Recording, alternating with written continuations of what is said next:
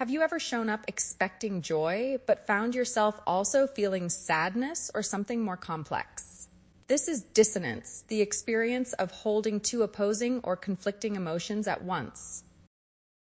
In response to the survey question, what word comes to mind when you think of the zoo? Over 80% of participants gave neutral or negative words.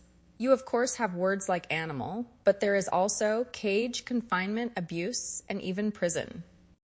When given a list of emotions and asked how participants feel when thinking or visiting the zoo, tension begins to emerge. In fact, across 2 surveys, over 60% of people reported conflicting feelings. These findings were evenly distributed. Over 175 respondents from 43 countries showed no significant difference by region, meaning this dissonance seems to be a shared human response to zoos. In my second survey, I designed indices to specifically test emotional dissonance.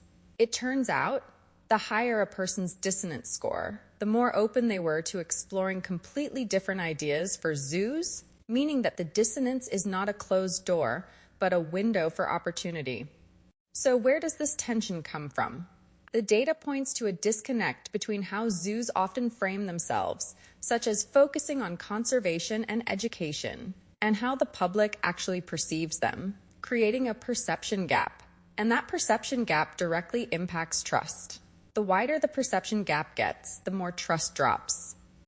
Overall public trust in zoos is slightly below neutral. Trust is lowest within younger adults aged 18 to 34. And that trust falls even further if someone strongly believes zoos are mostly about entertainment. So the more it seems like a show, the less trustworthy the zoo feels. When people don't believe the conservation message, trust in zoos drops. And when zoos feel more like entertainment, people are more likely to feel guilt, discomfort, and sadness. The idea of education alone isn't enough to ease the discomfort, especially when it comes to the perception of what zoos are teaching children, like normalizing captivity. Over half of the respondents felt concern when faced with questions about what zoos might be teaching the children in their lives. But there is hope in the data, and it's found in sanctuary. People who view zoos specifically as places for rehab or sanctuary show much higher levels of hope. In fact, hope increases 5-fold within this group. The opportunity I see here, the potential, isn't to design around this discomfort. Trying to distract people or smooth away the guilt is not working. Instead, it's about designing with it. I want to design with dissonance. I would like to use these complex, sometimes conflicting emotions as fuel. Fuel for richer storytelling, for deeper ethical engagement, and more meaningful connections with animals, especially for kids. I will continue to ask the question, how can we create empathy-driven experiences that don't shy away from the emotional truth, but actually use it as a starting point? I'm grounding my work in biomimicry, where I learn from nature's strategies and systems, and non-anthropocentric design theory, a methodology that centers all life, not just humans, by embracing entanglement, humility, and long-term, collaborative relationships to design with the entire living system in mind.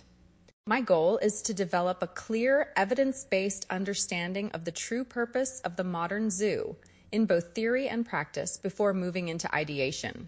I will continue engaging with this system through surveys, interviews, new connections, and dive deeper into peer-reviewed research to further refine and calibrate my mental model. I am tracing 990s, looking at how and where domestic and international giving from AZA nonprofit U.S. zoos channel support into real conservation efforts. I would like to eventually explore how we might use technology, not to escape the reality, but to explore the emotional depth within the zoo space by learning from and designing with the dissonance. I have spent countless hours sitting through the dissonance with these guys, attempting to observe human behavior from their perspective.